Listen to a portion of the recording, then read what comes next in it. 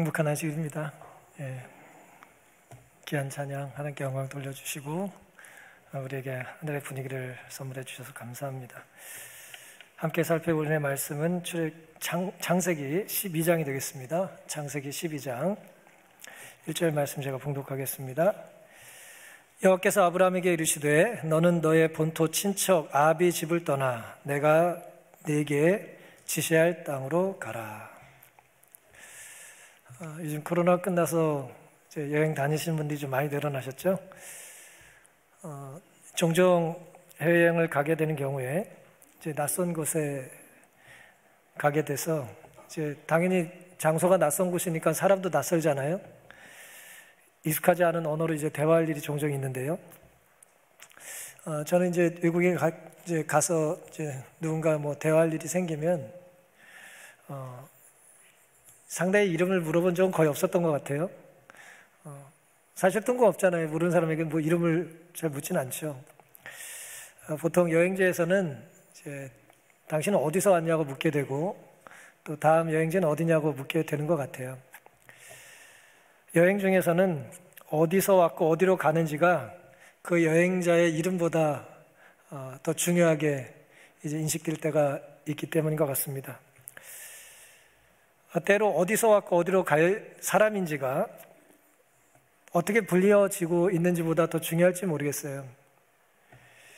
오늘은 어디를 떠나 어디로 갈까라는 제목으로 아브라함의 부르심에 대해서 함께 은혜를 나누고자 합니다. 지금 우리가 살펴본 창세기 12장 1절의 말씀은 사실 이제 아브라함이 이제 하란에 있을 때 하신 말씀이에요. 아브라함의 일행은 하란에 있었습니다. 그런데 그 앞에 성경절 11장 31절에 보시면 데라가 그 아들 아브람과, 이 데라는 이제 아브람의 아버지죠. 아브람과 하란의 아들 그 손자, 하란은 지명이기도 하고 인명이기도 한데 여기서 이제 아브람의 형 이름입니다. 하란의 아들 그 손자 롯과 그 자부 아브람의 아내 사레를 데리고 갈대아 우르에서 떠나, 우르라고 하는 지역에서 떠나서요 가나안 땅으로 가고자 하더니 하란에 이르러 거기 거하였다 그랬어요. 창세기 12장 1절에 우리가 방금 살펴본 너는 너의 본토 친척 아비집을 떠나서 내가 너에게 지시할 땅으로 가라는 말씀은 어디서 들은 말씀인가요? 하란이라는 곳에서 들은 말씀이에요. 하란. 이제 익숙하지 않은 지명일 수도 있겠습니다만 하란이라는 곳에서 들은 말씀이에요. 아브람의 고향은 우르입니다. 우르. 그러니까 고향을 떠날 때 하신 말씀이 아니고요. 하란이라는 곳에서 하신 말씀이에요. 우르라고 하는 것은 이제 흔히 우리가 학교 다닐 때 비옥한 초생딸 지역이라고 하잖아요. 그 메소포타미아 지역. 이게 동편 끝이라고 생각하시면 돼요.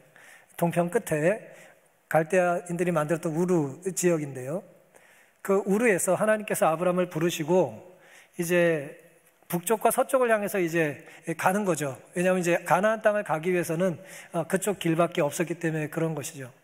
그렇게 해서 1차로 옮겨간 곳이 하란인데 그 거리는 유대인들의 문헌을 제가 참고해 보니까 885km예요. 이제 서적마다 좀 차이는 있습니다만은 제가 주로 참고하는 이제 유대인들의 문헌에는 885km가 떨어져 있다고 그랬어요. 하나님이 아브라함을 우르에서 부르셔서 어쨌든 쉽게 말씀드려 서쪽으로 가라는 거예요. 일단 가나안 가기 전에 서쪽으로 갔다 남쪽으로 가야 되니까 서쪽까지의 거리가 885km라는 거예요. 그리고 지금 창세기 12장 1절의 상황은 어떤 상황이냐면 우르를 떠나서 885km를 이미 옮겨갔다는 얘기예요. 거기가 하란이라는 곳입니다. 그러니 하란은 하나님께서 아브라함에게 이제 처음에 말씀하셨던 이제 가나안이라고 하는 곳까지 가기 위하여 경유해야 될 중간 이제 여행지에 불과했어요. 거기가 목적지가 아니었어요. 중간 정착지였던 것입니다. 메소포타미아 북쪽, 그러니까 메소포타미아라고 하는 지역의 동쪽에서 서쪽까지 이제 가라고 하셨던 거예요. 일단은 가나안에 가기 위해서. 그런데 하란에서 이제 멈췄다고 성경이 기록하고 있는 것입니다. 가나안으로 바로 가지 않고 하란에서 멈췄다는 거예요. 왜 멈췄는가? 주석은 이렇게 기록을 합니다. 그 모든 지역엔 거주민들이 적고 그들이 가나안으로 진행하기 전에 가족들의 부를 증진시켜줄 밝은 가능성이 보였을 것이다. 데라의 자손들이 그들의 새로운 고향에서 얼마나 깊이 뿌리를 박았는지에 관한 증거는 그들의 가족들의 이름이 그 지역의 성읍들에 첨가되어 수세기, 어떤 경우에는 수천 년 동안 존속되어 온 사실을 통해 분명해진다 그랬어요. 아까 데라, 아브라함의 형제 이름이 이제 중에 하나가 이제 하란이라고 있었는데, 하란의 이름이 사람의 이름이자 지역의 이름이기도 했어요. 그 사람의 이름을 땄다고 이제 학자들은 추정을 하는 것이죠. 나홀이라고 하는 또 다른 형제의 이름이 또 나홀의 성이라고 불려져요. 그 지역에 상당한 영향을 행사했던 것입니다. 이제 아브라함 일행들이. 우르를 떠난 그들의 목적지가 가나안임에도 불구하고 그들이 이제 하란 땅에서 상당한 어쨌든 시간을 보냈던 것으로 보여져요.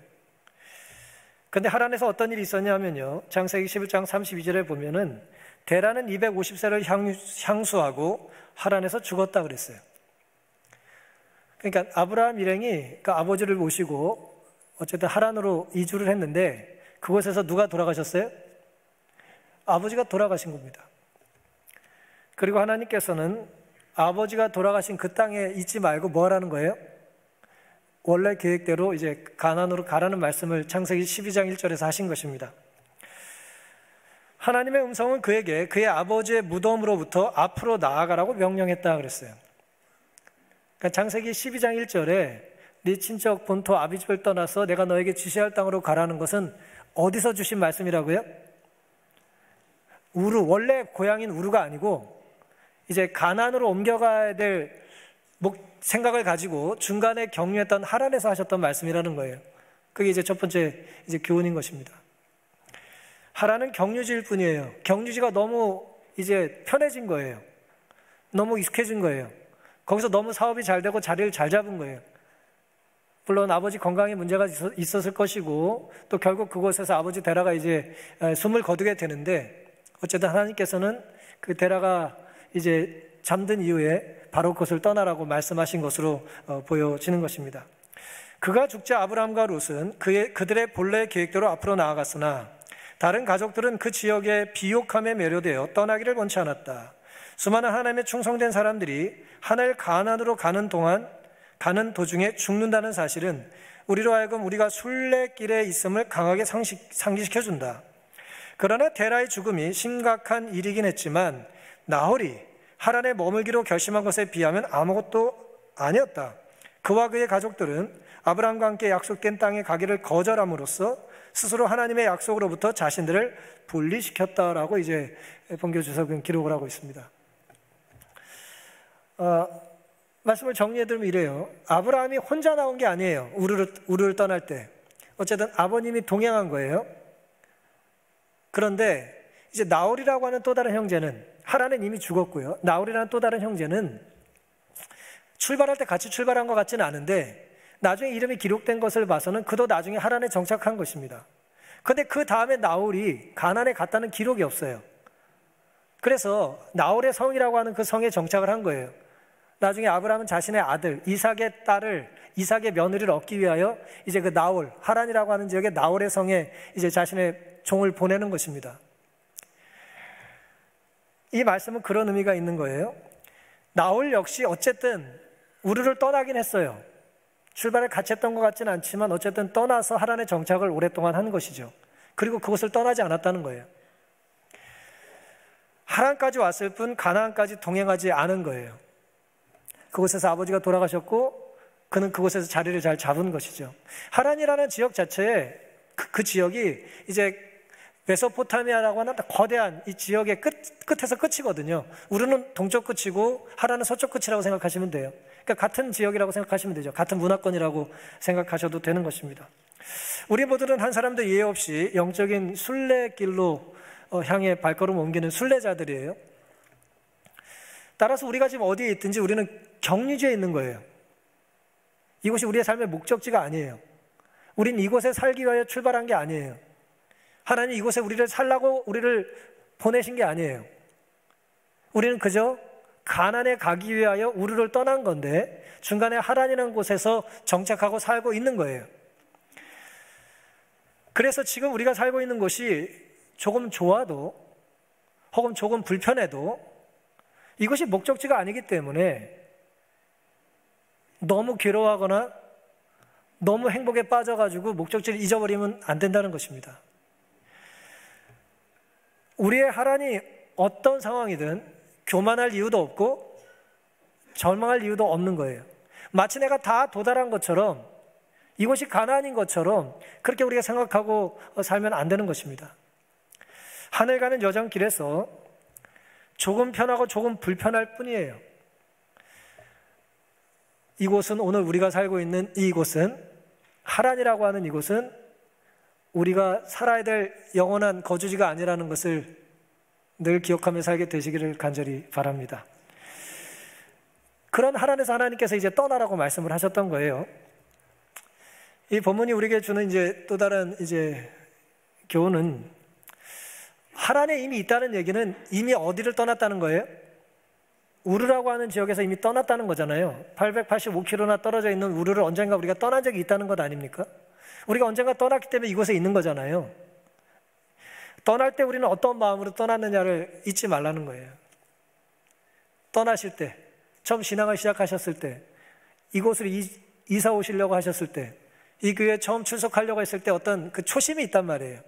그걸 잊지 말고 살라는 것입니다. 히브리서 11장 8절은요, 아브라함의 일정 그 여정에 대하여 순례길을 이렇게 기록합니다. 믿음으로 아브라함은 부르심을 받았을 때에 순종하여 장래 기업으로 받을 땅에 나갈세. 기업으로 받을 땅. 구약에서 얘기하는 기업이라고 하는 건 이제 땅을 얘기하는 거거든요. 하나님께서 그에게 맡겨주실 땅에 나아갈 때 갈 바를 알지 못하고 나갔다 그랬어요. 공동 번역은요, 사실 그는 자기가 가는 곳이 어떤 곳인지도 모르고 떠났던 것입니다라고 번역했어요. 어딘지 모르고 갔다는 거예요. 어딘지 모를 때 우리는 뭐 할 수 있죠? 물어볼 수 있잖아요. 그렇죠? 지도를 펴놓고 인구가 얼마인지, 사람들 문화는 어떤지, 기후는 좋은지, 내가 사업하기 좋은지 뭐 물어보든지 확인할 수 있잖아요.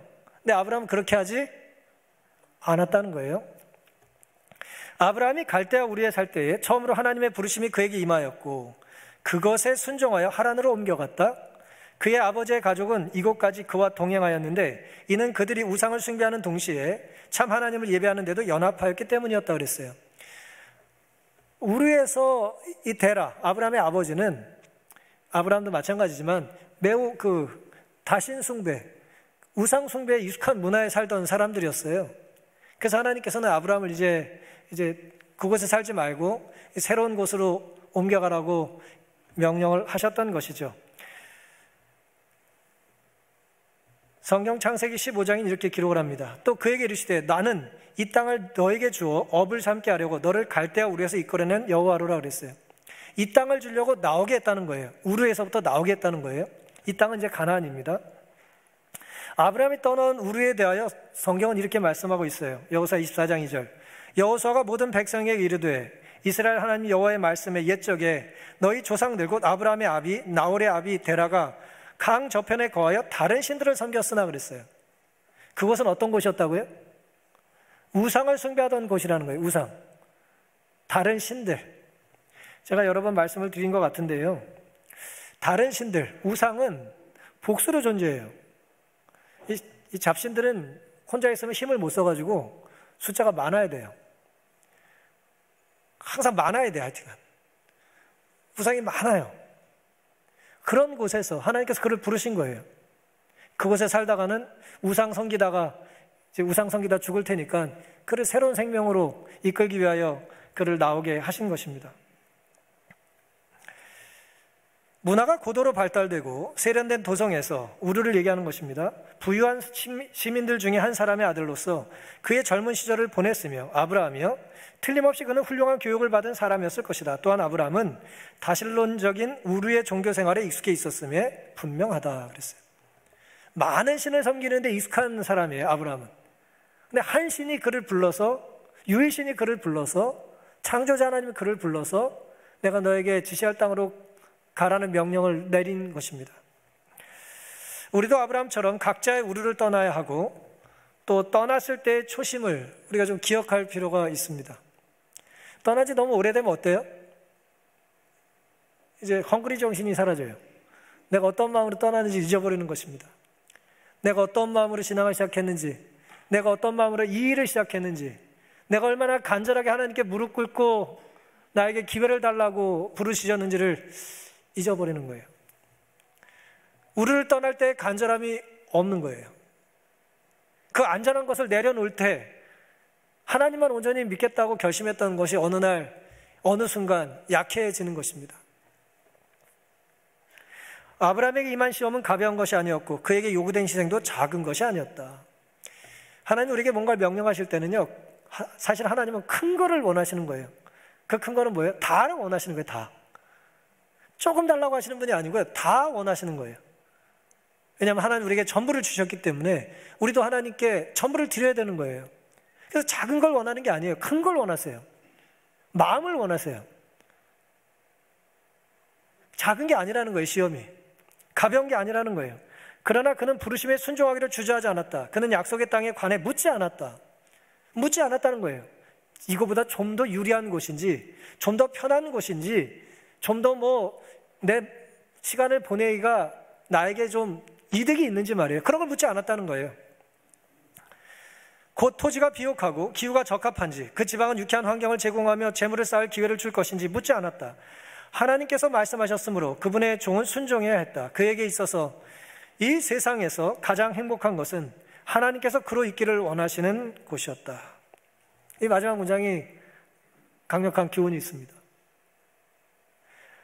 아브라함, 그에게 있어서 가장 행복한 곳은 어떤 곳이었다고요? 하나님이 그에게 있기를 원하시는 곳이 그에게 가장 행복한 곳이었다는 거예요. 우리가 노래하는 가수라면 어떤 노래를 부를 때 가장 행복해야 된다고요? 내가 제일 잘하는 노래가 아니라 하나님이 내가 부르기를 원하시는 찬양을 할 때 우리가 제일 행복해야 되는 거예요. 우리가 요리사라면 내가 어렸을 때부터 먹던 음식을 차릴 때 내가 행복하는 것이 아니라 하나님께서 기뻐 행복하실 만한, 하나님이 잡수셔도 문제가 없는 음식, 하나님이 나눠주기를 기뻐할 만한 음식을 만들 때 우리는 행복해야 된다는 거예요. 우리 그런 존재로 창조된 사람들입니다. 그런 존재로 하나님께서 우리를 만드셨어요. 그에게 있어서 이 세상에서 가장 행복한 것은 하나님께서 그로 있기를 원하시는 곳이었다. 사랑하는 성도 여러분, 우리는 혹 순종해야 될 순간에 내가 치를 희생을 계산하면서 자꾸 질문이 많아지지 않아요? 질문이 많아지는 거예요. 하지 않기 위해서. 요즘 어느 때보다도 안전에 관심이 많지 않습니까? 사실 어디가 안전한가라는 질문은 사실 물리적인 질문이라기보다는 영적인 질문이에요. 누가 통치하는 곳인가라는 질문과 같은 거예요, 사실은. 어디가 안전합니까? 라고 하는 건 지붕이 몇 미터 두께의 무슨 콘크리트 벽이다, 그런 게 문제가 아니고요. 내가 있는 곳을 누가 통치하고 계시냐라고 하는 거예요. 사탄이 통치하는 세상이라도 하나님의 주권을 인정하는 인생은 어디든 안전한 곳입니다. 그래서 하나님은 때로 광야로, 사막으로, 벼랑으로, 위기로 우리를 이끄실지 모르겠어요. 왜요? 왜 그럴까요? 하나님 외에는 누구도 의지하지 않을 곳, 그것이 하나님께서 우리에게 때로 나만 바라봐 주겠냐고 기대하시는 곳이기 때문입니다. 가장 안전한 곳은 하나님 없는 정상이 아니라 하나님과 함께하는 벼랑이고 하나님과 함께하는 위기예요. 그게 우리에게서 가장 안전한 것입니다. 왜냐하면 하나님만 통치하실 수 있는 곳으로 우리의 삶이 꼴지어지기 때문이죠. 오늘 우리의 찬양과 예배가 온전히 하나님께 드리는 예배 아닙니까?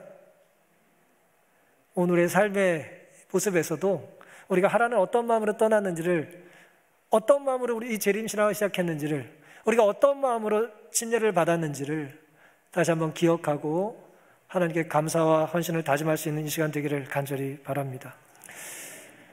하란을 떠났고요, 우르를 떠났고 이제 하란에 있습니다. 그리고 하나님께서는 하란을 이제 또 떠나라고 말씀하시잖아요. 그럼 가야 될 곳은 어디입니까? 원래 출발했던 가나안밖에 남지 않았죠. 우리가 가야 할 가나안이 있어요. 아직 우리는 가나안에 도착하지 못했어요. 그런데 우리가 가려고 하는 그 가나안은 하나님께서 명령하신 곳이고 약속과 축복이 보장된 곳이다라고 하는 확신과 소망이 있어야 돼요. 그러니까 내가 가고 싶어하는 곳을 가나안이라고 지정하는 게 아니고요, 하나님이 가라는 곳을 가나안으로 받아들여야 돼요. 근데 많은 사람들은 계획이라고 하는 이름으로, 준비라고 하는 이름으로, 꿈이나 비전이라고 하는 이름으로 내가 원하는 것을 가나안이라는 이름을 붙여요. 아무리 성공해서 도착한들 거기 하나님이 안 계신 거예요. 창세기 12장 1절부터입니다. 여호와께서 아브라함에게 이르시되 너는 너의 본토 친척 아비집을 떠나 내가 네게 지시할 땅으로 가라. 내가 너로 큰 민족을 이루고 네게 복을 주어 네 이름을 창대케 하리니 너는 복의 근원이 될지라. 이에 아브라함이 여호와의 말씀을 쫓아갔고 롯도 그와 함께 갔으며 아브라함이 하란을 떠날 때 그의 나이 75세였더라 그랬습니다. 오늘 우리는 아브라함에게 하나님께서 2번 부르셨다는 걸 알게 된 거예요. 첫 번째는 어디서 부르신 거예요? 우르에서 부르신 거예요. 메소포타미아 동쪽 끝에 우르에서 부르신 거고요. 그 다음에 서쪽으로 쭉 옮겨갔어요. 885km나 더 멀리 갔습니다. 하란에 있었어요. 그곳에서 하나님께서 뭐라고 말씀하셨다고요? 너 여기 있지 마라, 떠나라 라고 말씀을 하신 거예요. 그래서 이제 남쪽으로 이제 또 다시 내려와서 가나안까지 가야 했던 것입니다. 첫 번째 부르심은 우리에 살고 있던 아브라함을 그의 친족과 조상의 곁을 떠나라는 것이었고요. 두 번째는 하란에서 직계 친족들, 심지어 창세기 22장 1절에는 아비의 집이라고 표현하셨어요. 아비의 집, 아버지가 돌아가신 곳, 그곳을 떠나라고 두 번째 아브라함을 부르셨던 것입니다. 그런데 놀랍게도 아브라함 주변에는 아브라함 때문에 아브라함에게 선한 감동을 받은 사람들이 있었어요. 창세기 12장 5절에는 아브라함이 그 아내 사레와 조카 롯과 하란에서 모은 모든 소유와 얻은 사람들을 이끌고 그랬어요. 우리에서 출발할 때보다 하란에 있으면서 또 많은 사람들을 알게 되고 또 식솔들이 늘어났다는 거예요. 그들을 이끌고 가나안으로 갔다는 것입니다. 이때 동행했던 사람들은 어떤 사람이었을까요? 아브라함이 월급을 주고 군사로 부리고 이제 우리 사업을 좀 나와 계약해서 좀 도와주겠냐라고 하는 계약 관계일 수도 있겠죠. 출발은 그럴 수 있겠습니다. 하지만 그 출발 때문에, 사업상의 출발 때문에, 좋은 관계 때문에 남쪽으로 함께 가는 걸 결단하는 것은 다른 문제죠. 전혀. 여기 사는 동안 난 당신과 좋은 관계를 맺겠습니다 라고 할 수 있는 거죠. 사업은. 근데 남쪽으로 가겠다는 거예요. 가나안이라는 곳으로. 이들 가운데 많은 사람들은 사사로운 이익이나 봉사에 대한 보수보다도 더 높은 보수로 말미암아 이끌림을 받았다 그랬어요. 더 높은 보수라고 하는 이 화이세 표현은 더 고상한 고려사항이라고 이제 번역할 수 있는 말이에요. 이 남쪽으로 아브라함이 가려고 그럴 때 동행했던 하란에서 만났던 무리들 중에 많은 사람들이 이전에 처음에 아브라함과 계약을 맺을 때 고려사항이 있었을 거 아니에요. 시급이 어땠는지, 복지가 어땠는지, 우리 자녀들 교육은 잘 시켜줄 건지 이것저것 따지지 않았겠어요? 그런데 아브라함을 만나고 그와 함께 사업을 하고 그와 조력하면서 더 고상한 고려사항이 생겼다는 거예요. 단순히 먹고 사는 문제가 중요한 게 아니라는 걸 알게 된 거예요. 그게 뭘까요? 하란에 머무르는 동안 아브라함과 사라는 둘 다 다른 사람들로 참 하나님을 예배하고 봉사하도록 인도하였다. 그들은 부조의 권속의 일원이 되어 약속의 땅으로 그와 같이 갔다 그랬어요. 억지로 간 게 아니에요. 협박해서 데리고 간 게 아니에요. 자신들이 뭐 하겠다고요? 당신이 가겠다는 가나안을 나도 가겠다고 했다는 거예요. 감동을 받았나요? 성령을 경험한 거예요. 나도 함께 노래 부르겠다고 얘기한 것이고, 나도 예배자로 서겠다고 얘기한 거고, 나도 우리 자녀를 믿음 안에 키우겠다고 다짐하는 거예요. 더 풍요로운 삶이 이곳이라 할지라도 나는 하나님이 명령하신 곳에 당신의 영적인 순례길에 동행하겠다는 것입니다. 놀라운 일이죠. 우리도 누군가에게 영향을 받고 삽니다. 맞습니까? 내가 원하든 원치 않든 우리는 영향을 받고 살아요. 또요, 두려운 건 뭡니까? 누군가에게 내가 뭐하고 살아요? 영향을 주고 삽니다. 영향을 끼치고 살아요. 내가 사랑하는 이가 내게만 영향을 받는다면 오늘 우리의 선택은 어떻게 달라져야 할까요? 아이가 태어나서 내 말투만 배운다 생각하면 우리가 말을 어떻게 할까요? 막말을 하지 않을 겁니다. 내 말만 배운다면 아이가 우리가 얼마나 좋은 말을 쓰려고 기를 쓰고 애를 쓰겠어요. 우리의 선택도 유한한 가치보다 좀 더 고상한 고려사항이 있기를 바랍니다. 아브라함의 순종은 그를 닮고 그와 함께 하고 싶어하는 이들을 끌어모으는 힘이 있었어요. 나도 저렇게 살고 싶다. 나도 저 사람의 여행에 동참하고 싶다. 동행하고 싶다. 저 사람과 함께라면 나는 사업상의 이익을 좀 내려놓을 수 있다. 거룩한 즐거움을 맛본 거예요. 거룩한 즐거움을. 야비하고 치졸하고 부끄러운 쾌감이 아니고 거룩한 즐거움, 고상한 고려사항을 갖게 된 것입니다.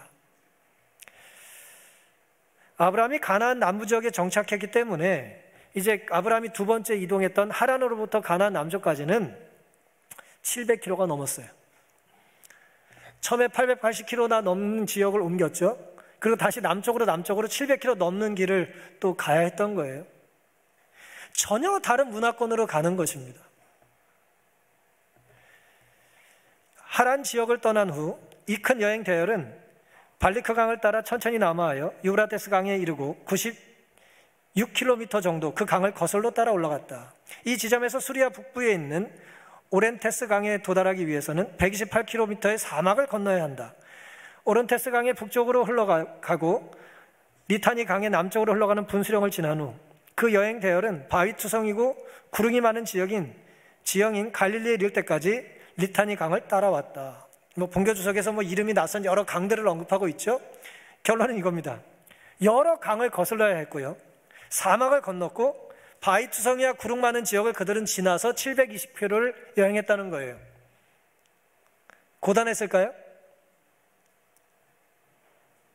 고단했겠죠. 720km를 갔다니까요. 얼마나 고단했겠어요.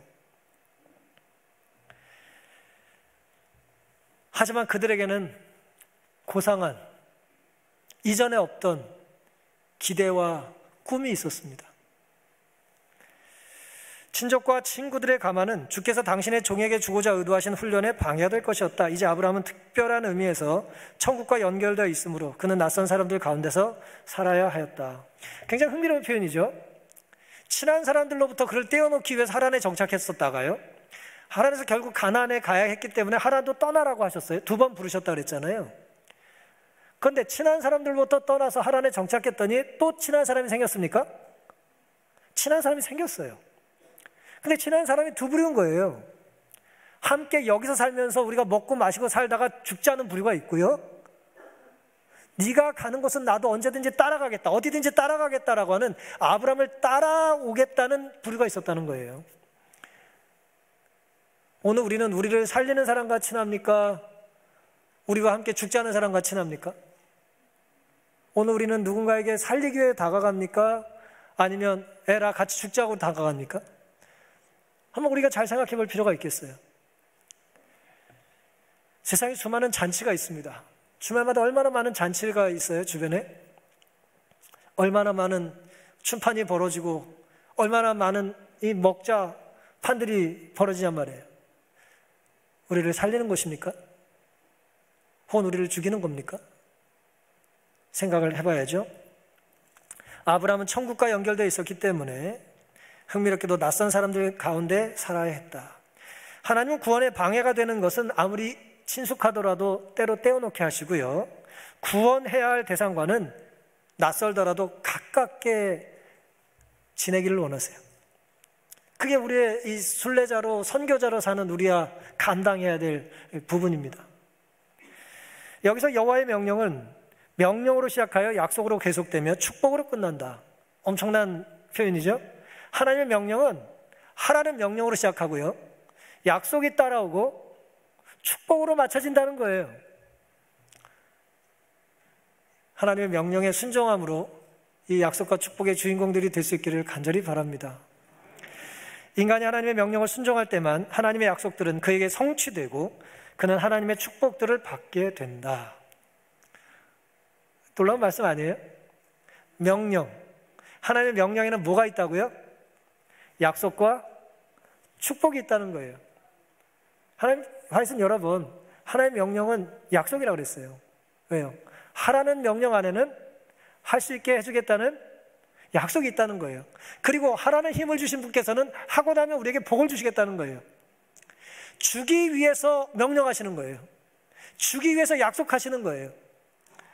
이게 낯선 일은 아니죠. 우리가 아이들 키울 때 이런 일 많이 하잖아요. 뽀뽀 한 번만 해줘, 뽀뽀 한 번만 해줘. 뭐 들이밀잖아요, 애들한테. 뽀뽀해줘, 그럼 뭐 준다고 말이에요.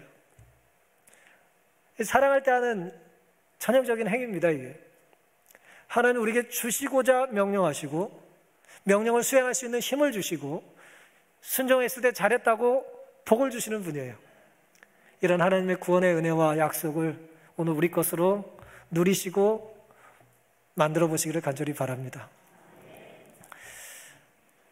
알코올 중독 방지 외에 이제 오랫동안 이제 지도자 역할을 했던 이제 조 마틴이라고 하는 이제 신부가 있었습니다. 브레넌 매닝이라고 하는 분이 쓴 신뢰라고 하는 책에 있는 내용인데요. 조셉 마틴이라고 하는 이 신부는 반평생 40년 이상을 알코올 중독자들의 갱생을 위해서 노력했던 아름다운 삶을 살았던 신부였습니다. 근데 어느 날 이 사람에게 이제 한 사람이 찾아와서 이렇게 이제 이야기를 하는 겁니다. 이제 이 마틴 신부가 이제 알코올 중독자들에게 설명을 위해서 예를 든 거예요. 다시 찾아와서 누가 묻습니다. 마틴 신부님, 저는 마이클 디베키 같은 훌륭한 심장 전문의가 되고 싶습니다. 뭐 낯선 이름이긴 합니다만은 제가 자료를 조사해 보니까 인공심장 이식을 처음 시도했던 100살 넘게 살았던 아주 유명한 미국의 의사더라고요. 최고의 심장 전문의 이름을 대면서 나도 그런 의사가 되고 싶다고 이 신부에게 상담을 한 거예요. 저는 하늘과 땅의 모든 권세가 예수님께 있음을 믿습니다. 그러니 예수님이 디베키 의사의 지식과 기술을 부어주시도록 제게 손을 얹어 기도해 주시겠습니까? 라고 이제 부탁을 했어요. 그러면 하나님이 그런 힘과 능력을 주시면 내가 의사로서 봉사하겠습니다. 그랬더니 마틴 신부가 이렇게 대답을 해요. 형제요, 먼저 의대에 들어가서 레지던트를 마치고 심장 수술을 전공으로 택하세요. 그리고 병원에 지원하여 몇 년간 수술의 대가 밑에서 일하고, 그렇게 되면 그렇게 30년쯤 후면 형제도 1등 의사가 될 겁니다. 라고 이제 대답을 했어요. 그런 기도하지 말라는 거예요. 그 다음에 또 다른 이야기가 이렇게 이어져요. 이분이 이제 알코올 중독을 담당하는 전문가니까, 선생님, 저는 대책 없는 알코올 중독자입니다. 지난 20년간 날마다 보드카를 1리터씩, 포도주를 1갤론씩, 맥주를 한 박스씩 마셨습니다. 최근 저는 성경에서 기적 이야기를 많이 읽었습니다. 예수님께서 불가능한 일이 없음을 압니다. 예수님께는 불가능한 일이 없음을 압니다. 그러니 이 굴레에서 저를 좀 풀어달라고 저를 위해 예수님께 기도해 주십시오. 간절한 거예요. 술 좀 끊고 싶은 거예요. 그때 마틴 신부는 이렇게 또 대답을 합니다. 나한테 더 좋은 생각이 있어.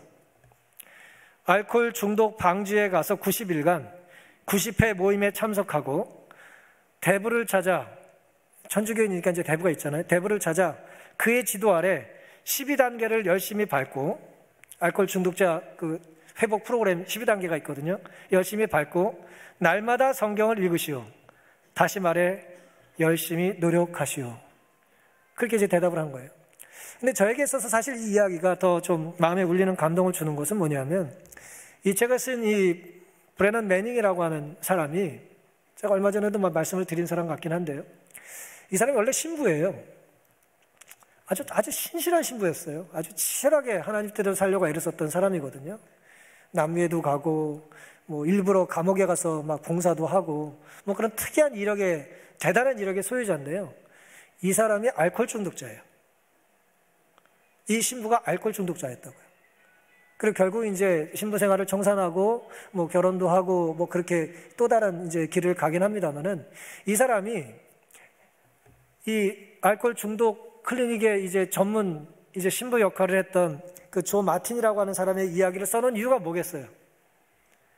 술 중독자가 와가지고 나 좀 이 술 좀 끊게 해주세요라고 기도할 때 대답을 해줬던 게 뭐예요?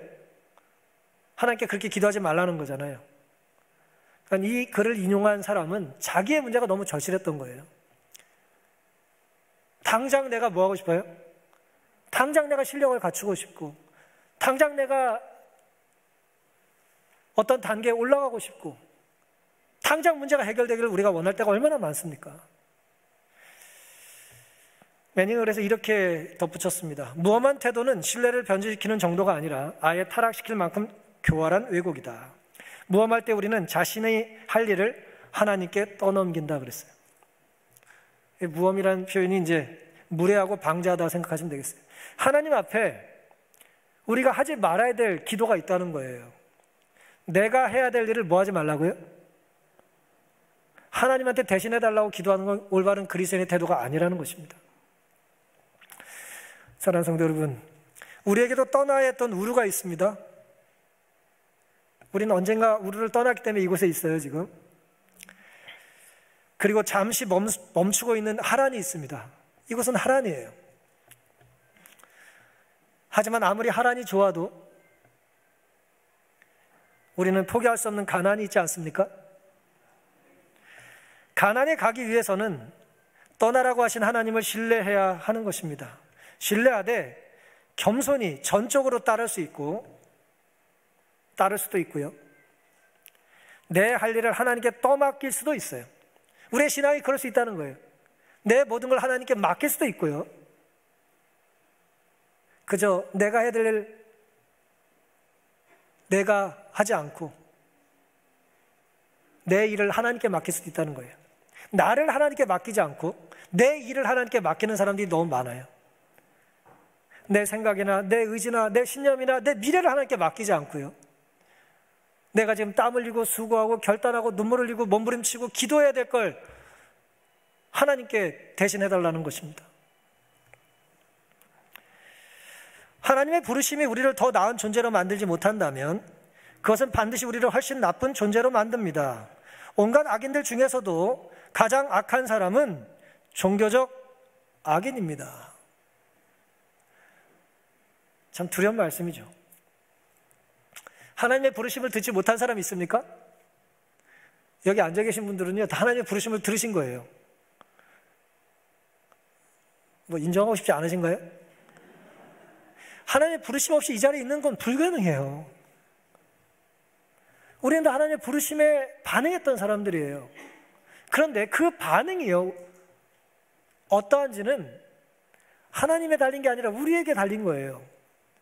하나님 우리에게 기회를 주십니다. 우리를 떠나라, 하란을 떠나라 말씀을 하세요. 그런데 우리가 반응하는 거에 따라서 나는 더 잘난, 더 괜찮은 사람이 될 수도 있고 더 나쁘고 악한 사람이 될 수 있다는 거예요. 그러니까 하나님 때문에 내가 더 나빠졌다는 말 사실이에요. 그거 거짓 아닙니다. 그리고 하나님 때문에 나는 정말 구원받고 기쁘고 행복하다고 하는 것도 사실이에요. 그거 틀린 말 아닙니다. 그런데 하나님의 부르심 앞에 우리는 뭘 집어넣어도 사실 이 문장은 다 맞아요. 이 명제는 다 사실이에요. 시련이 우리를 더 나은 존재로 만들지 못하면 우리를 더 나쁘게 만들 겁니다. 역경이, 순경을 집어넣어도 마찬가지예요. 행복이 우리를 더 나은 존재로 만들지 않으면 우리는 더 나쁜 존재로 만들 거예요. 부귀와 장수를 집어넣어도 똑같아요. 하나님께 넘치는 복을 받고도 내가 더 나은 사람이 되지 않으면 나는 더 현찮은 사람이 되는 거예요. 재능도 마찬가지입니다. 시간도 마찬가지예요. 행운이든 불운이든 다 마찬가지예요. 내가 갑자기 부자가 됐습니다. 더 좋은 사람이 되지 않으면 더 나쁜 사람이 되는 거예요. 내가 갑자기 가난해졌어요. 두렵지만 더 나은 사람이 되지 않으면 더 나쁜 사람이 되는 거예요. 우리가 어떤 존재인가는 내 삶에 하나님이 주인으로 계시냐에 달린 것이지 주변 상황이나 환경이 아님을 믿고 인정할 수 있기를 간절히 바랍니다. 하나님을 부르셨듯 지금도 하나님께서는 우리를 부르고 계심을 믿으십니까? 믿으세요? 옛날에는 불렀는데 요즘 잘 안 부르시나요? 요즘 잘 안 들려요? 하나님 지금도 나를 부르고 계시다는 걸 믿으신다면 그 오늘의 하나님의 부르심은 나를 더 괜찮은 사람으로 만들 수도 있고 더 현찮은 사람으로 만들 수 있다는 거예요. 어떤 사람이 되기를 원하십니까? 더 고상한 고려사항이 우리에게 필요하지 않습니까? 더 나은 사람이 되어야 하지 않을까요? 안식 예배를 드릴 이 예배를 통해서 우리는 더 나은 성도가 되기를 원하지 않으세요? 창세기 12장 5절입니다. 아브라함이 그 아내 사라와 조카 롯과 하란에서 모은 모든 소유와 얻은 사람들을 이끌고 가나안 땅으로 가려고 떠나서 마침내 가나안 땅에 들어갔더라. 마침내는 원어에는 없습니다. 어쨌든 강조하기 위해서 사실된 말이에요. 출발하면 도착할까요? 도착합니다. 데라는 하란에서 죽었는데요? 아니에요. 만약 데라의 삶이 가나안을 지향하며 살았다면 그의 죽음은 곧 가나안이에요. 이 가나안은 지역, 물리적인 공간을 말하는 것이 아니에요. 오늘 나의 삶이 하나님과의 관계를 말하는 것입니다. 우리도 가나안 땅으로 가려고 떠난 사람들이 아닙니까? 하나에서 멈추지 마시기 바랍니다. 이런 모습에서 만족하지 마시기를 바랍니다. 우린 더 나은 사람이 될 수 있고요. 더 나은 그리스도인이 될 수 있고요. 더 신실한 하나님의 자녀들이 될 수 있습니다. 하나님이 우리를 그러라고 부르신 거예요. 누구든 예외 없이 영적인 순례자로 살아간다는 것을 잊지 마시고 오늘 우리의 삶에서 가장 위대한 우리의 꿈이 이 땅에서의 부귀영화가 아니고 심지어 건강과 장수가 아니고 하나님의 백성으로 어떤 상황이 처하든지 가나안에 들어가는 믿음의 백성으로 사는 것이라는 것을 기억하시며 사는 우리가 되기를 바라면서 오늘 말씀을 마치겠습니다.